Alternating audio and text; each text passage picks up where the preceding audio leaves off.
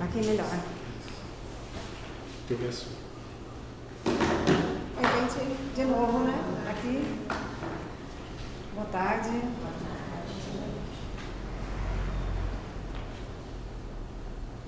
Então, vamos começar a nossa aula, primeiro, assim, entrando em conexão com o tema, né? Separação dos reinos e sua destruição, cativeiro, a reconstrução de Jerusalém. História do povo hebreu. Vamos sentir o que essa história que a gente vai contar aqui representa para nós, em nossa vida. O que a gente pode aprender com isso? E vamos nos ligando, então, assim, conectando. Sabe aquela conexão que a gente faz? Eu falo com as crianças assim, pensou, ligou, né? Então vamos ligar nessa mensagem dessa aula.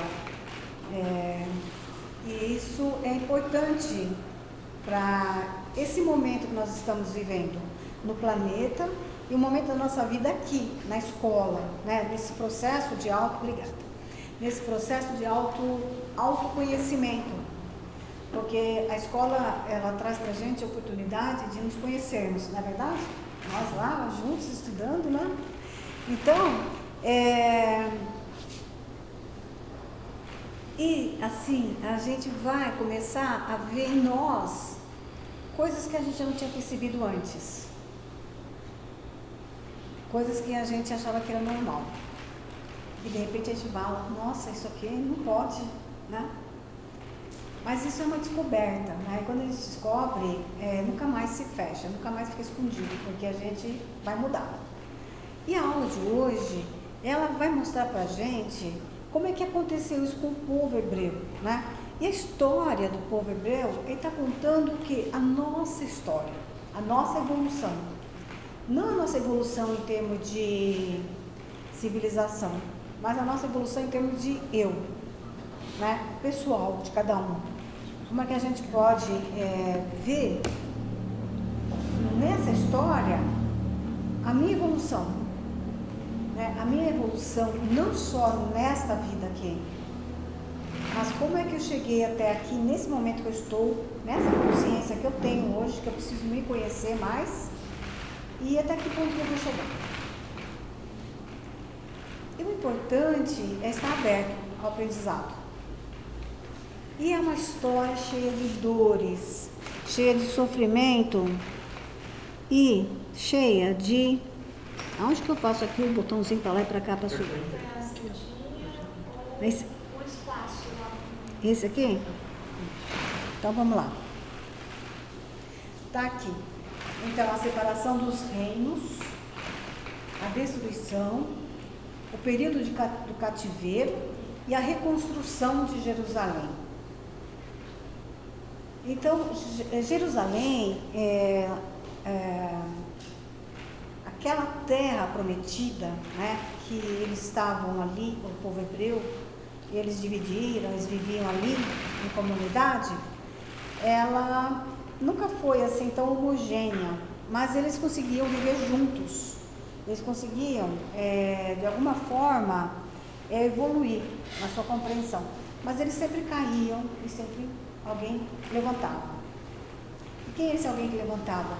Sempre era alguém que despertava no meio da civilização deles para poder ser aquele que era o exemplo, o caminho para eles poderem ir adiante. E nesse momento em que eles estavam vivendo, eles estavam começando a ter consciência, uma consciência de ser, de como que poderia viver. Então aqui na separação dos reinos, nós temos esse exemplo. Esse aqui é o exemplo de um templo. Hoje nós temos ali as muralhas de Jerusalém, não é? Que ainda é cultuada, né? Que ainda é um marco desse povo. E esse templo, ele foi construído pelo rei Salomão, na época, né? Da aula passada. Foi? Falou. Juízes, né? Então, dos juízes, né? Até os reis, né? Aí Salomão construiu esse templo com que objetivo? Alguém se lembra? Qual era o objetivo da construção do templo? Porque o povo, ele caía, surgia alguém que direcionava o caminho, não é isso? Caía, surgia alguém, direcionava o caminho e eles se levantavam e saíam do domínio, não é isso? Aí eles achavam que tinha que ser reis, porque juízes já não serviam. Ah, porque os outros povos têm reinado, tem um rei, então de repente a gente pode conseguir com um rei, né? Aí criaram o reinado. Aí, por que ele criou o templo? Não vem daquela parte que os hebreus não tinham um local particular para fazer as orações, então a Arca da Aliança ficava em tendas. Aí alguém sugeriu, José, Então, é exatamente que isso. precisava construir pelo menos uma coisa mais sólida que cabana. Exatamente. Para poder guardar a arca. Ela chegou a ser perdida numa guerra, né? Foi tomada, foi roubada. Né? Foi roubada numa guerra, porque... Como espólio da guerra. Porque foi entendido de que ela era a força. Então eu peguei esse objeto e levei. Esse objeto aqui é a minha força. Só que o objeto não é a força, o objeto é o objeto.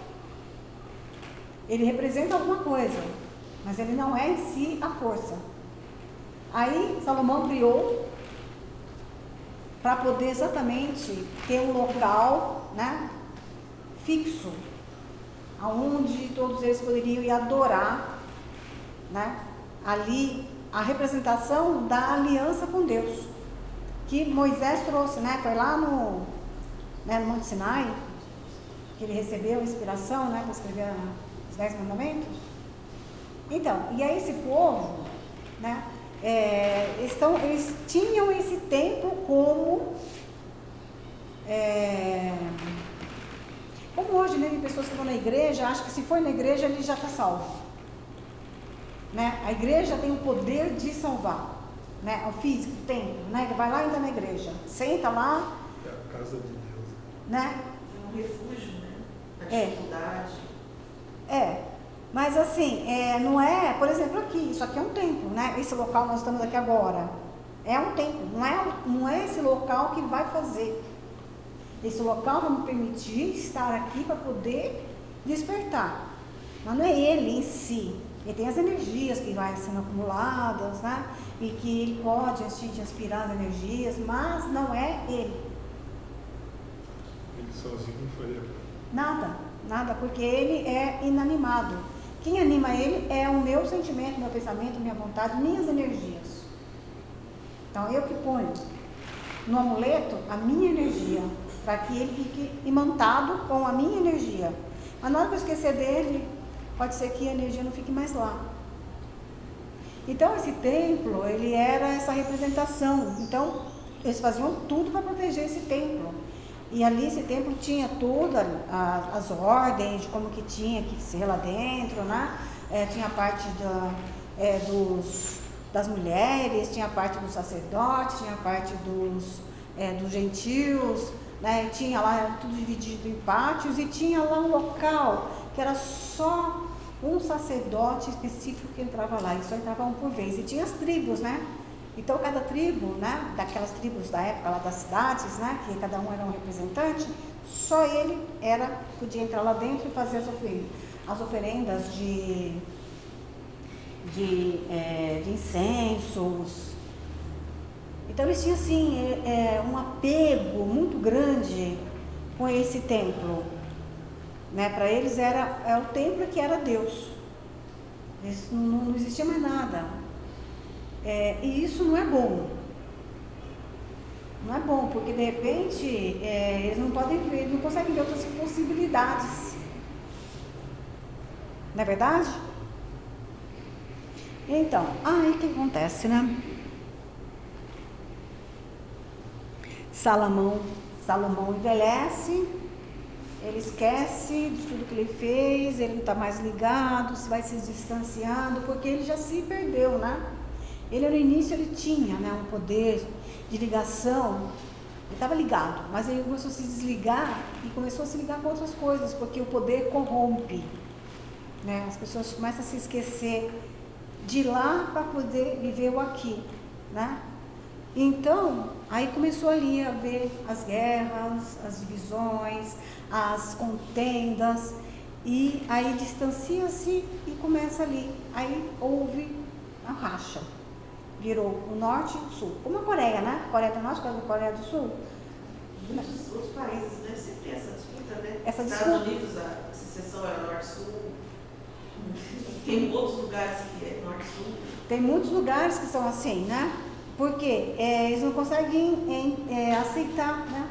Ali uma coisa comum. Porque cada um tem uma ideia e eles não abrem mão disso, né? Eu fui falando agora, cada um, né? Tem que colaborar, participar, cada um aprende, cada um dá uma parte para poder o todo ser. É tipo como que chama? Um jogo de xadrez? Não, como chama? Aquele que você vai montando pecinhas? Um Lego. Pode ser um Lego, pode ser quebra-cabeça, né? Que tem as peças ali, cada um tem uma parte que vai montando, né? Que depois cada um dá a sua participação e ele forma um todo, né? Um conjunto, um comum. Então, aí ficou lá o Jerobão, e no sul ficou, né, que é o Judá, o Roboão. Esses nomes, né, pra gente são nomes muito complicados de a gente falar, mas eles têm sentido, eles têm significado, né? Os nossos nomes têm significados, né? Então, ele tem uma energia, mas é que não cabe aqui agora, mas todos eles têm. Então, são nomes que pra gente são estranhos no nosso entendimento. Então, a Israel ao norte, né, passou a ser comandado por Jerobão, e a região de Judá ao sul passou a ser comandada por Roboão. Tá aqui, né, um mapa, dá para ver direitinho, né? Então, ali é o norte, Israel, sul, Judá, né? A Jerusalém está aqui embaixo de Judá, lá em cima é a Samaria. A Samaria passou a ser o ponto central, tipo a capital, né? E aqui embaixo Jerusalém, né, a capital. E aí, então, né, começaram a ver aí essas divisões.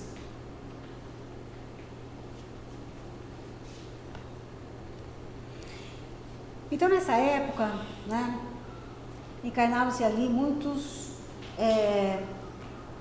profetas, muitas pessoas para auxiliar, pessoas que tinham uma evolução espiritual muito grande. Porque, assim, a gente consegue compreender os grandes profetas, se a gente vê assim, pessoas que se destacaram na história da humanidade, né? Como os grandes pensadores, como esses grandes nomes que nós temos, que colaboraram de alguma forma para nós pensarmos hoje sobre o significado, né? São trazidos para a gente reflexões que a gente achava que isso era normal, comum. A gente não conseguia associar, eu pelo menos, né, não conseguia associar assim, como isso era uma questão para eu refletir a minha vida. Achava que era história, sabe? Você vai lá na escola, você aprende, estudou, pronto. Ah, já sei, esse pensador pensava isso, esse pensador pensava aquilo. Que bom, essa história lá no passado era assim. Vocês pensavam assim? Como eu? Ou será que a gente pode despertar e falar assim, nossa, mas isso faz parte de algo maior que a gente tem que compreender? Que faz parte do hoje, não está lá no passado, está agora aqui fazendo sentido? Você vê, por exemplo, né, na medicina, a homeopatia. Como que surgiu a homeopatia? O Hahnemann, ele disse que não foi ele que inventou, não foi ele que criou nem desenvolveu, ele apenas observou o que estava escrito no passado. Estava lá atrás. Está tudo lá, ele só leu.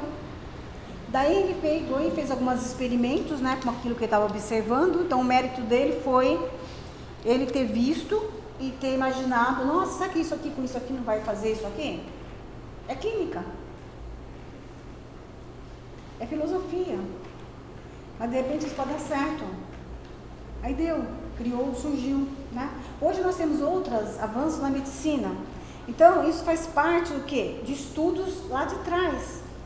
E esses grandes nomes que vieram, eles já fazem parte da evolução dessa nossa comunidade aqui desse planeta, desde o começo, mas eles já eram antes. Eles já tinham essa formação, porque a nossa cultura, de uma forma geral, como assim, a cristã que nós tivemos na nossa formação, era a questão da...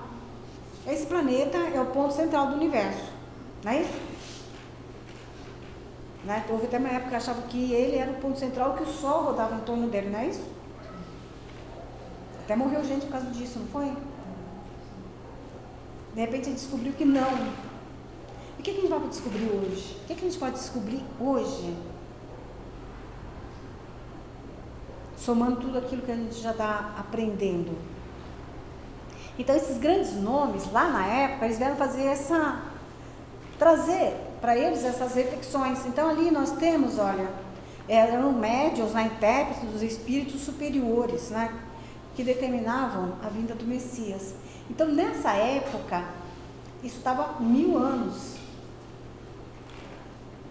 Há 1000 anos de Jesus vir. Então, vocês imaginam um projeto? A gente achava que as coisas eram assim. Eu não conseguia, sabe, montar esse quebra-cabeça, esse Lego, Por quê? A gente achava, a gente não conseguia compreender, né? Jesus é Filho de Deus que veio aqui para salvar a gente. E o Salvador que foi lá e morreu na cruz pela gente. Não é isso? Então, de repente a gente para e fala, peraí, mas tem mais alguma coisa aí. Né? Tá, tudo bem, ele veio salvar, mas como que ele veio salvar? Não é ele que salvou, eu que me salvei, porque ele me ensinou. Por isso que ele é chamado de Messias, mestre, guia. Então ele veio falar, olha gente, não é assim. Vamos fazer assim, procurar compreender daquele jeito, vamos seguir esse caminho. Pega a sua cruz e siga-me. O que é pegar a sua cruz e seguir-me? É pegar o seu projeto de vida e levar adiante, como ele fez. Ele foi até o fim, para mostrar pra gente. Então, naquela época, eles já estavam falando desse projeto. Existe um projeto planetário. Porque existe uma esfera crística. São mantos de energias que são, né, tá lá em cima, longe. A crística está ainda, nós estamos ainda muito aquém. Lá são vários, números, milhares de espíritos que já alcançaram essa esfera e estão trabalhando pelo bem daqueles que estão caminhando, né, para chegar até lá. Então, para o planeta Terra existe um projeto. E esses nomes importantes na nossa história, que tem de todos os tipos, né? São mestres, são pessoas que vieram contar um pedaço do projeto para a gente. Cada um perguntou um pedacinho, cada um trouxe a sua vivência para que a gente pudesse compreender. E aqui esses grandes nomes, né? Esses profetas, médiums, né? Hoje a gente usa o nome médium, mas era um outro nome, mas era aquele que se conectava, tem a capacidade de perceber uma outra informação. Eram espíritos superiores, né? Estão acima. Lá naquela época já estavam bem acima. Aí Eliseu, né? O Eliseu também foi um grande profeta que ele veio em sequência do Elias. O Isaías, 1000 anos antes de Jesus, ele já falava da vinda de Jesus. Jeremias, Oséias, Amós, Ezequiel, né? Miqueias, Zacarias em Judá. Zacarias, né? Também, cada um teve o seu papel, cada um tinha o seu temperamento.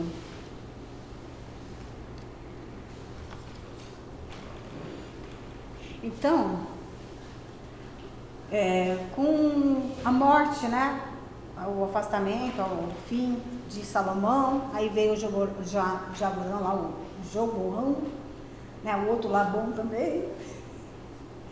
Eles, né, também morreram, substituíram, foram outros. E com isso, começou a se perder aquele contato. Porque se vieram os juízes, se vieram os governadores, né?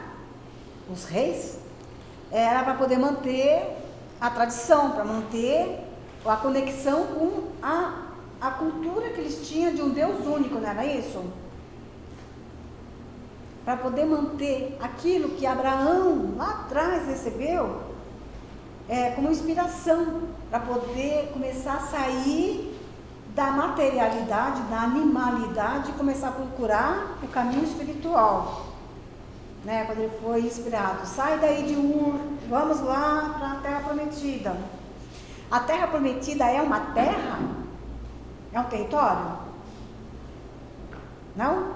O que é a Terra Prometida? Também pode ser colocado como um estado de espírito. Exatamente. A Terra Prometida não é um lugar, é uma situação. Exatamente, é uma situação. Ou seja, evolução espiritual daquele ponto onde está para um outro ponto. Ou seja, subir um degrau da escada. Então, aí, depois que se perderam, começa lá a ver o processo de culto a ídolos, né, Israel, depois do rei Acabe. O rei Acabe, ele se casa com Jezabel. Jezabel era uma pessoa de uma outra cultura que ela tinha uma adoração por Baal, né, que era um deus mitológico que cultivava as coisas materiais. Então, ela se casa com ele e aí induz ele a impor essa cultura para toda a comunidade, nos templos. E as pessoas começam a perder o senso, né, de quem eles eram. Não é assim na nossa vida, se a gente começa a perder o senso do nosso prumo espiritual, do nosso projeto, o nosso coração começa a pesar quando a gente está indo no caminho errado. Quando a gente está no caminho que não é aquele caminho que eu me comprometi comigo mesmo, a melhorar-me. Ou fazer alguma coisa de bom para mim e para o outro. Quando a gente está indo por um caminho que o negócio não está bem, é porque, olha, para e pensa que o caminho não é esse. Né? Então, ali o povo, alguns deles não estavam se sentindo bem. Outros não estavam nem percebendo, estavam indo com o povo, né? Vamos embora, está indo, está dando certo, vamos embora. Só que não era por aí, né? Daí tem ali o profeta Elias, né? Aí o Elias, um grande espírito, né? De muito conhecimento, muita vivência, ele ia sempre chamar a atenção. E de tanto ele chamar a atenção, ele passou a ser perseguido. E ele teve que se esconder muitas vezes, porque senão eles iam matá-lo. Porque com essa questão desse Acabe, com a Jezabel, eles criaram cultos e criaram templos e criaram sacerdotes e seguidores que perseguiam os outros. Ele teve que se esconder, mas chegou um momento que ele foi lá e se impôs. Ele chegou lá para falou, né? Deixa eu só colocar assim outra imagem aqui, né? Essa imagem aqui é uma representação, né? De como que estava a questão dos ídolos, né? A questão do apego. Essa imagem desse ali cabeça, né? De animal, quer dizer que a pessoa está voltada para o lado animal da vida, para o lado primitivo, para o lado aqui, só satisfazer a minha parte física, né? Porque a gente é animal, esse corpo é animal, vocês sabiam, né? Nós somos animal. É fácil ouvir isso, nós somos animal? Esse corpo é animal? É. Só que assim, é um corpo aperfeiçoado para nosso espírito, mas ele faz parte desse planeta. Nós temos aqui atrás uma parte do nosso cerebelo que é a nossa parte primitiva, é a parte animal, é a parte instintiva nossa, de defesa, de sobrevivência e de procriar e de se manter a espécie. Nós precisamos disso, senão a gente não consegue ficar aqui. É necessário, é bom, não é ruim. Mas nós temos que saber que isso é bom, mas eu não posso ficar voltado só para isso, porque isso aqui vai me favorecer eu desenvolver o quê? O meu espírito, a minha concepção, por que eu estou aqui nesse planeta? Por que eu nasci aqui? Entendeu? Então esse corpo, ele é um templo. É um templo que a gente tem que respeitar e cuidar, porque ele nos favorece estarmos aqui para nós aprendermos a crescer em espírito. E aqui, essa imagem aqui simboliza o momento em que Elias foi lá, se impor lá com o rei Acabe, com a Jezabel, lá com o templo. Aí falou assim, tá bom, então, vamos fazer o seguinte, vocês estão dizendo que vocês é que estão certos, que vocês é que são os melhores, pode reunir todos os seus sacerdotes aí, vamos lá para a praça, vamos colocar lenha lá no quintal, lá na praça, aliás, né, no quintal, praça tem que ser grandão, né? Coloca lá na praça madeiras e madeiras e madeiras e vai lá, vocês conseguem botar fogo nessa madeira aqui? Só com os seus pensamentos, as suas magias, vocês conseguem colocar fogo? Tem que queimar tudo. Aí foi lá, todo mundo tentou.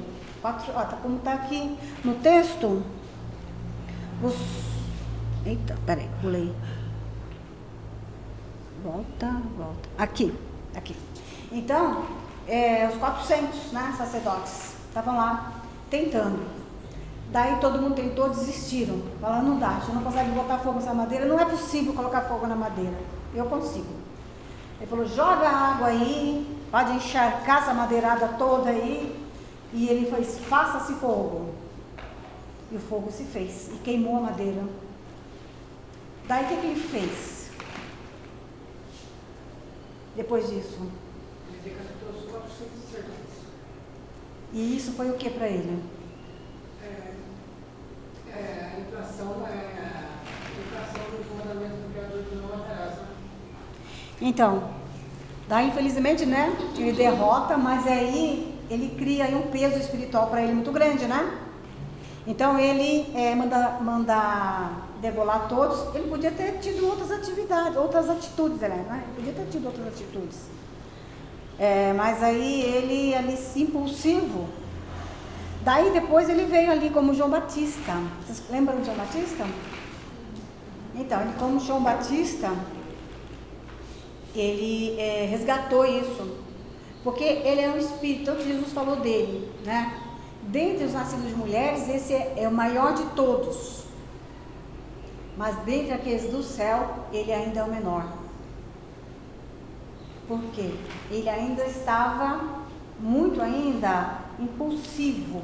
Ele não parava para pensar, ele parecia um fogo flamejante. Vamos, já tem que fazer e tem que acontecer. Ele não tinha paciência, né? Ele não aceitava as coisas. E aí aconteceu uma situação muito parecida. Como é que foi que João Batista morreu? Então, mas quem mandou? Então, o Herodes decapitou porque... mas a ordem de quem? A moça porque ele se interessava era... Não era Salomé. A Salomé que pediu. Ela foi dançar lá, ele ficou encantado, falou, peça o que você quiser que eu te darei. Aí ela falou, mãe, o que eu falo? A menina de 17 anos, mãe, o que eu peço? Cabeça de João Batista. E quem é que pediu a cabeça de João Batista? Herodíades. Era a concubina do Herodes. Exatamente. Então, lá atrás quem que era? A Jezabel. Então, aí ele tinha que aprender a lidar com essas situações. Quantas vezes aqui a gente casa de novo e não dá certo? Por quê? É o marido, a esposa que não dá certo ou não? Ou eu que tenho que aprender alguma coisa? Não é isso? É isso aqui. A situação que aconteceu, será que ele já teve alguma outra situação em que ele aprendeu? Eu não tenho notícias. Mas deve ter acontecido. Por quê? Faz parte do nosso processo de aprendizagem. A situação sempre vai acontecer de novo para que a gente possa viver de novo aquela situação e aprender com ela. Então, daí ele teve o resgate dele, né? Naquela parte lá da história em que ele pôde fazer. E a parte da destruição do reino, né? Como que foi toda essa destruição? Porque, você vê, estavam caminhando para uma destruição. Já houve a separação. Daí,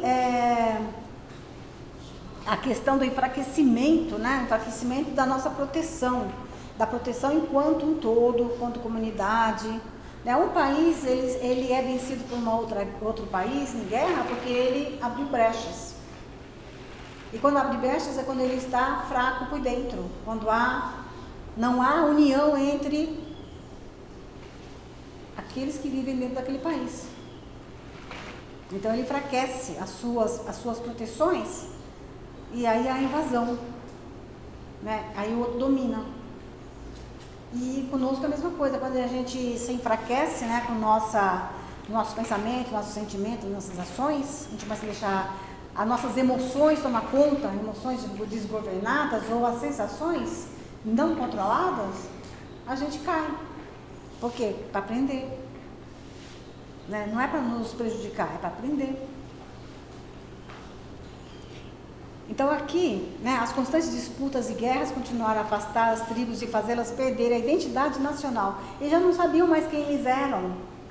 Porque lá atrás, lembra? Lá no deserto Saara, quando Moisés estava andando com eles, ele andou com eles 40 anos, não foi? Eles estavam lá no Egito. Acho que a gente está vivendo isso hoje, né? Né? É verdade. Separar nosso país em duas facções. Só as facções, né? Exatamente, porque precisa parar para observar. Todos querem a mesma coisa, o bem. Cada um quer de um jeito. Mas aí, como que faz? Né? A gente tem que buscar aonde a resposta. Nas nossas conexões espirituais, porque lá em cima estão as respostas. Por quê? O projeto está lá. Né? Nós participamos, mas quem coordena não somos nós, porque nós não temos visão e percepção espiritual para isso. Então, acontece então que a Thalia, né, mãe de Ocosias, olha cada nome, gente, né?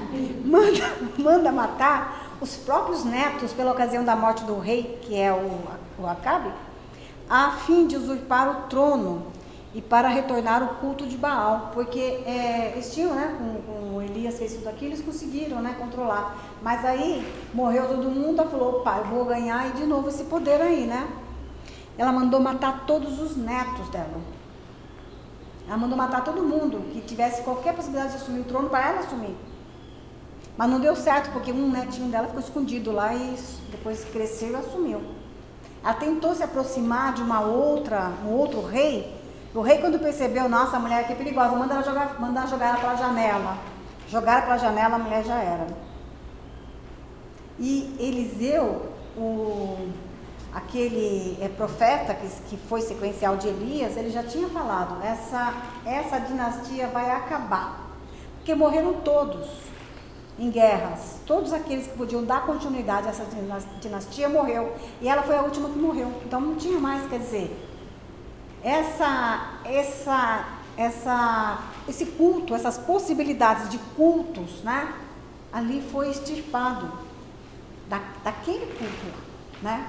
Mas a gente está sempre se perdendo, buscando, né, novas formas de errar, né?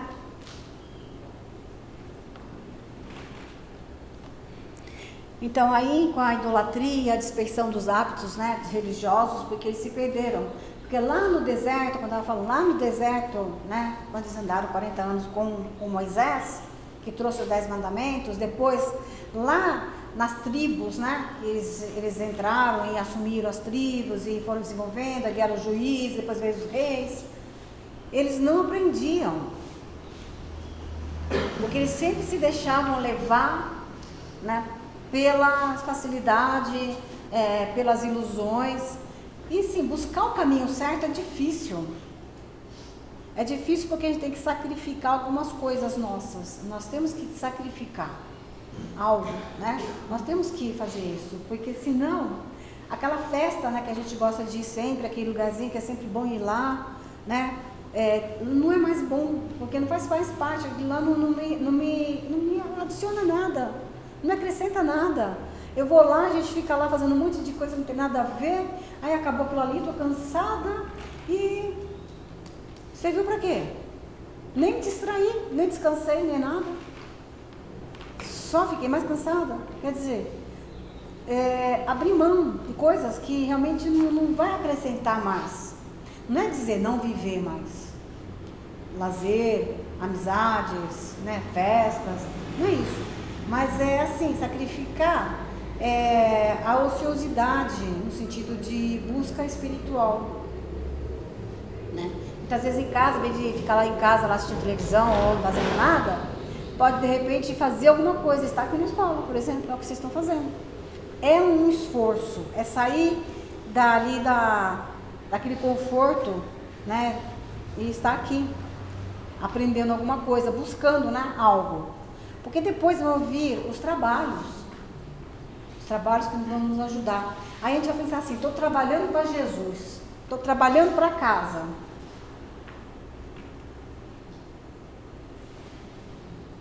Você não está trabalhando nem para Jesus, nem para casa, nem para ninguém. Para quem você vai trabalhar? Para nós mesmos. É uma oficina de autoconhecimento. O trabalho é uma oficina de autoconhecimento. Vocês sabiam disso?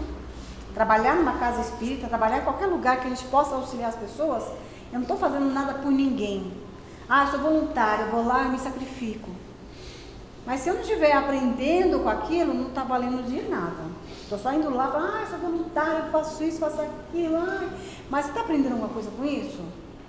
Você está se observando que você se você não está se lidando bem com as outras pessoas que estão lá, que você não está aceitando bem aquilo lá? Você está percebendo isso? Então você não está aprendendo nada, você está indo lá só trabalhar. Tá, as outras pessoas estão se beneficiando, tá? Mas e você? Entendeu? Então, aqui, né, voltando para nossa sequência, a idolatria, né, a dispersão, eles foram se perdendo enquanto união, enquanto pessoas de... Aí o que acontece? Enfraquece. E ali, olha, Isaías ainda fez uma profecia nessa época sobre Emmanuel. Quem era Emmanuel? Não é o Emmanuel, o mentor de Cristo, não. O mentor do Cristo, o mentor do Chico, não. Não é esse Emmanuel, não. Esse Emmanuel é um símbolo.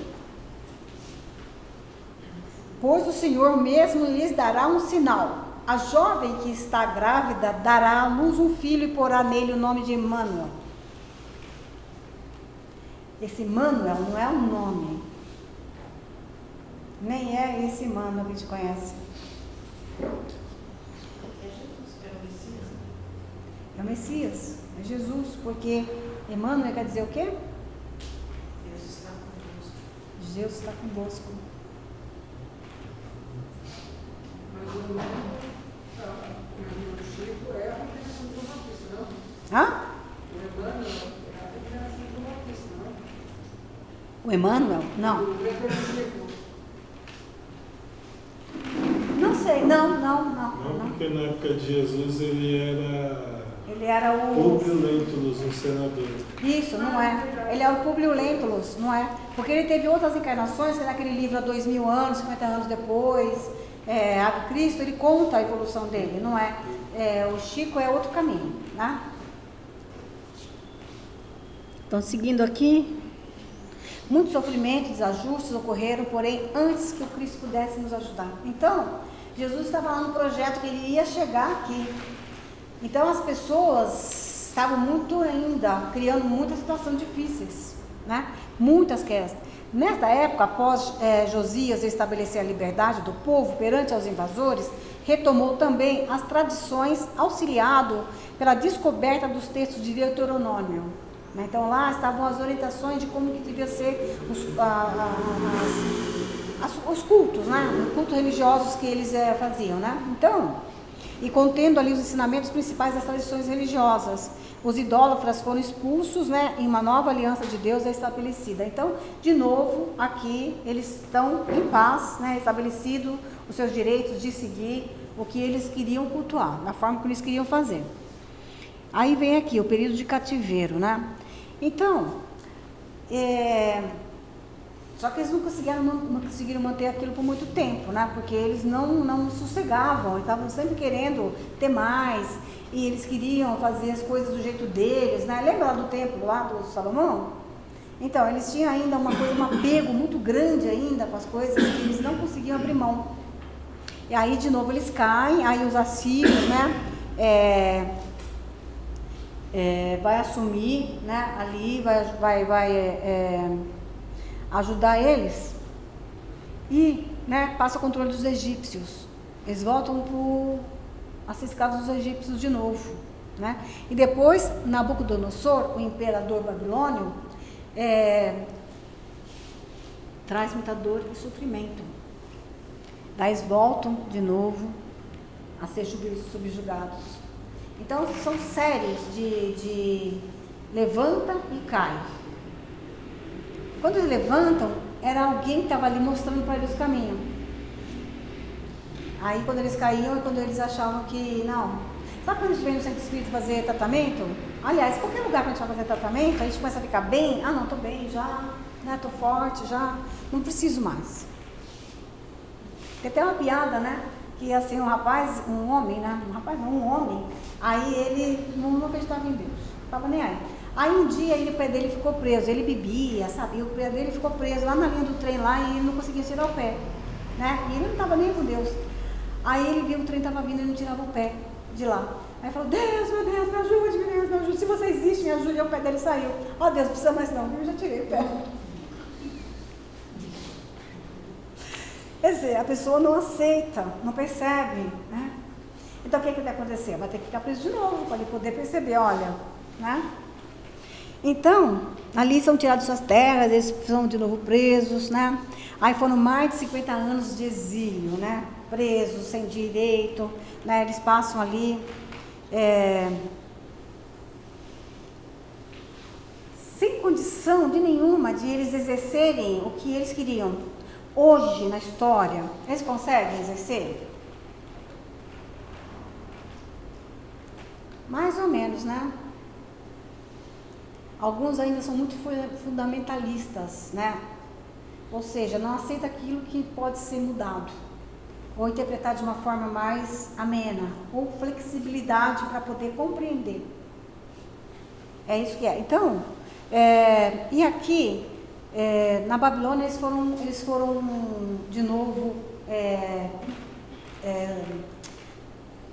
dominados, né, a palavra, e depois os jovens, eles levaram os jovens todos lá para poder trabalhar de escravos, né, e alguns eles começavam a analisar os jovens que tinham lá para ver se eles tinham capacidade de raciocínio, para poder ajudar, né, e ali, né, a Ezequiel e Daniel, né, eles eram, né, faziam parte dessa época.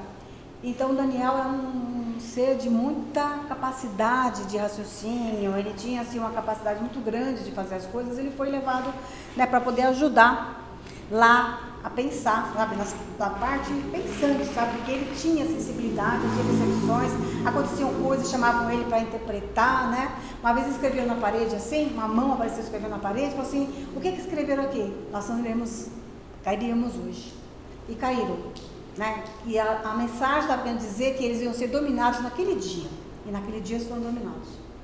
Né? Aquele local lá na Babilônia, eles estavam lá. E foram.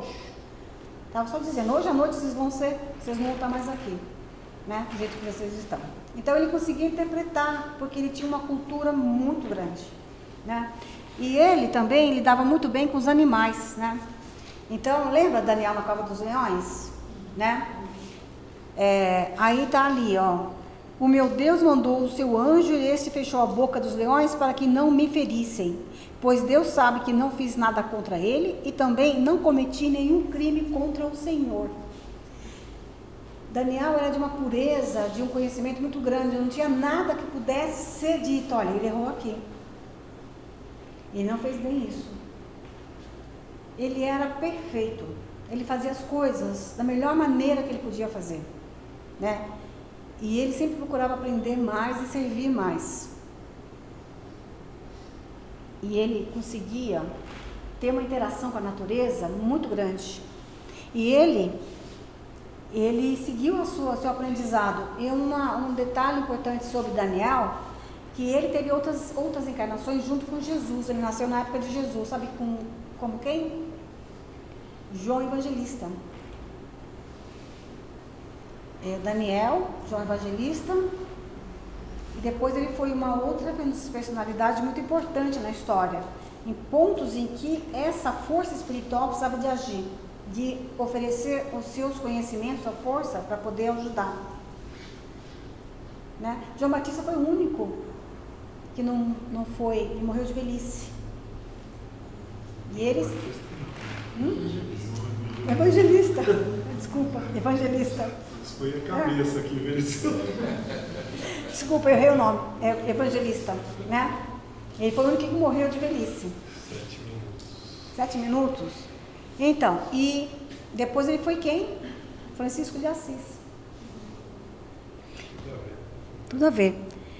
Então aqui, né, continuando as questões, né, do rei da Pérsia, né, então eles foram conquistados e ali eles tiveram reaveram os seus poderes.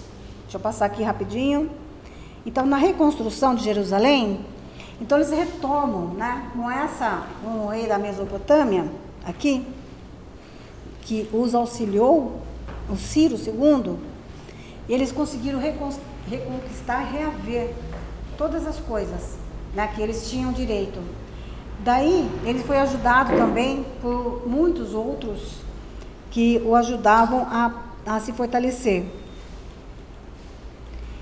Aí, o Alexandre o Grande, ele conquistou toda aquela região e impôs o conhecimento grego. E todos tiveram que aceitar, porque ele era o dominador. Né? Inclusive os judeus, né, tiveram aqui, né, o império, né, do Alexandre, e aí eles são dominados de novo. Eles conseguiram reaver tudo isso, mas perderam tudo de novo. É a história, a evolução vocês não entram, vocês não aprendem, né? Agora aqui, né, olha, e Jesus foi o divisor nessa história, bem como na história do mundo, né? Então aqui tem uma questão aqui, olha, Roma, né, tomou conta do pedaço. Tá aqui, ó, isso aqui é o Império Romano. E Roma tomou conta de Jerusalém. Quando Jesus nasceu, quem estava dominando lá?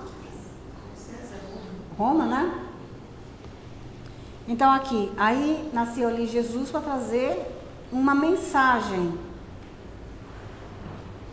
E a nossa reflexão, né? Podemos ainda hoje sentir as dores do povo que não se acerta em si, né? E com o verdadeiro Deus.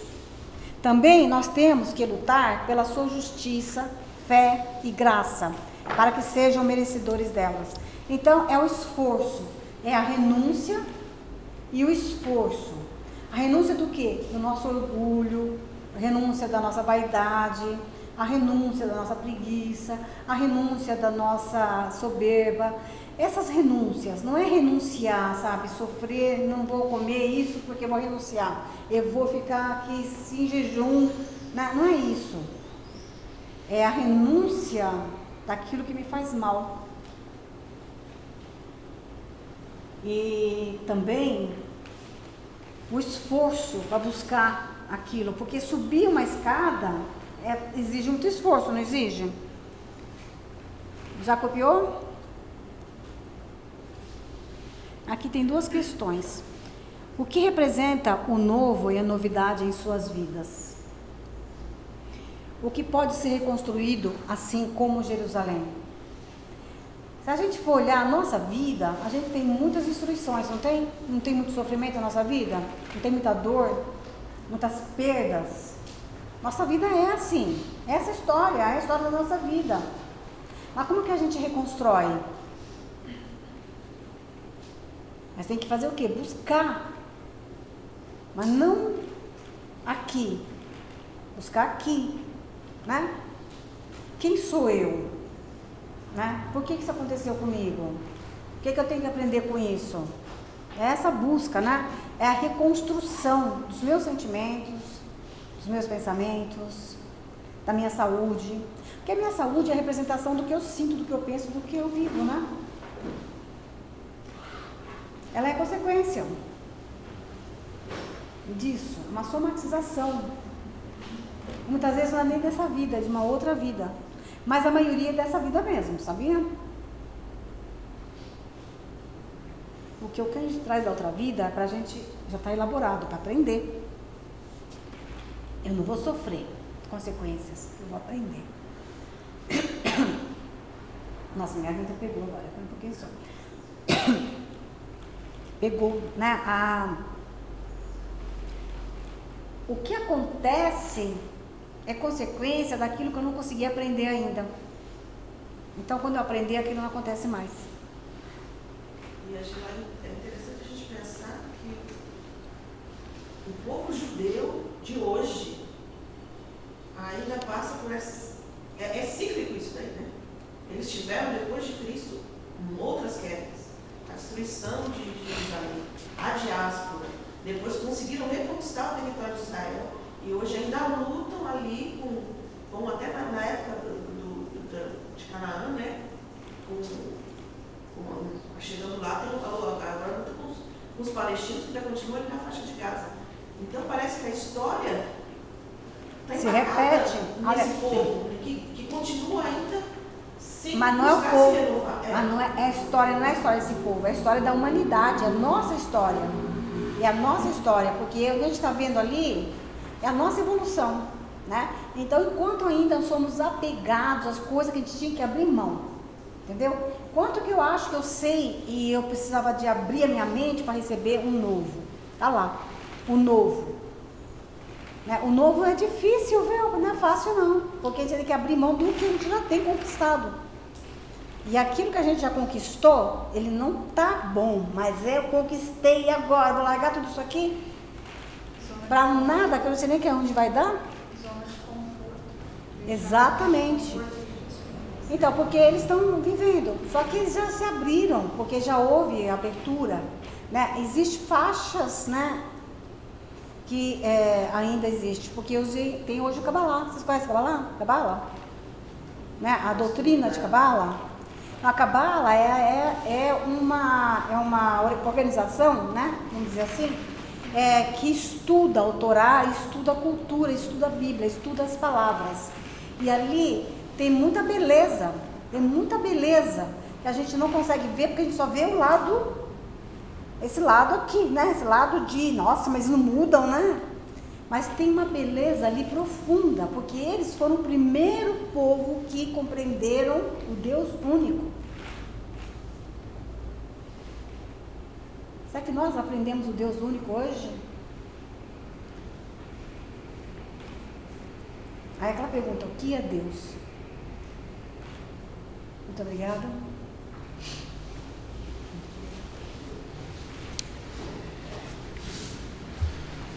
Nós que agradecemos a bibliografia.